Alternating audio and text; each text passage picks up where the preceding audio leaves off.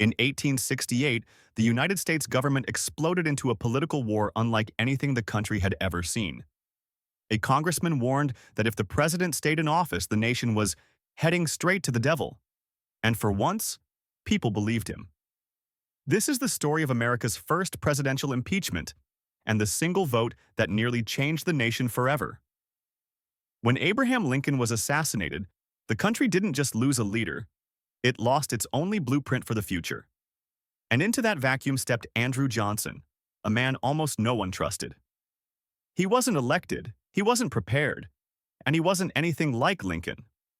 Johnson was stubborn, quick-tempered, and fiercely loyal to the South, even during Reconstruction, when the nation needed unity more than ever. Many in Congress looked at him and saw not a leader, but a threat. Reconstruction was supposed to protect millions of newly freed slaves, but Andrew Johnson saw it differently. He vetoed civil rights bills, blocked protections for freedmen, and pardoned thousands of former Confederates. To Congress, it looked like he was trying to rebuild the Old South.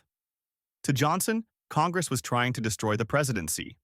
What followed wasn't politics, it was open warfare. Congress overrode his vetoes again and again. Johnson raged publicly, calling congressmen traitors. Both sides were determined to crush the other. And the country watched in disbelief as the government tore itself apart. Congress knew Johnson wouldn't back down, so they built a trap, the Tenure of Office Act. It forced the president to keep certain cabinet members unless Congress approved their removal. One of those officials was Edwin Stanton, the Secretary of War, and Johnson's fiercest enemy. Everyone knew Johnson wanted him gone. Everyone knew he would fire him eventually. Congress barely had to wait. In February 1868, Andrew Johnson snapped. He fired Edwin Stanton in direct violation of the law Congress had passed specifically to stop him. Stanton refused to leave. He locked himself in his office, barricaded the door, and declared himself still in power. Washington went into shock. Two men, both claiming to be Secretary of War, both refusing to give an inch. Congress saw the opening it had been waiting for. Just 3 days after Johnson fired Stanton, the House of Representatives voted to impeach him. For the first time in history, the President of the United States stood accused of high crimes and misdemeanors. The impeachment trial that followed was the most intense political battle the nation had ever seen. The Senate chamber became a battlefield of speeches, testimonies, and backroom negotiations. Some said Johnson had abused his power. Others said Congress had gone too far. Everyone agreed on one thing: the future of the country hung in the balance. Witnesses spoke about Johnson's temper, his attempts to sabotage Reconstruction, and his refusal to obey the law.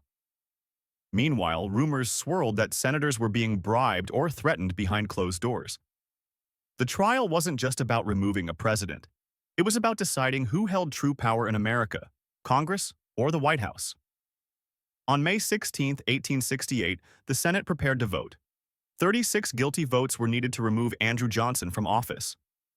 They got 35. Johnson survived by a single vote. One senator, one man, kept him from being removed.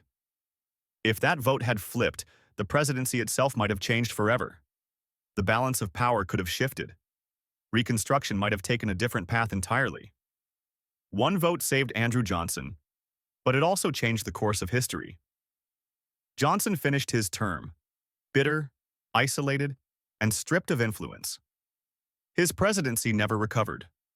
But reconstruct, subscribe, so you don't miss out on more history.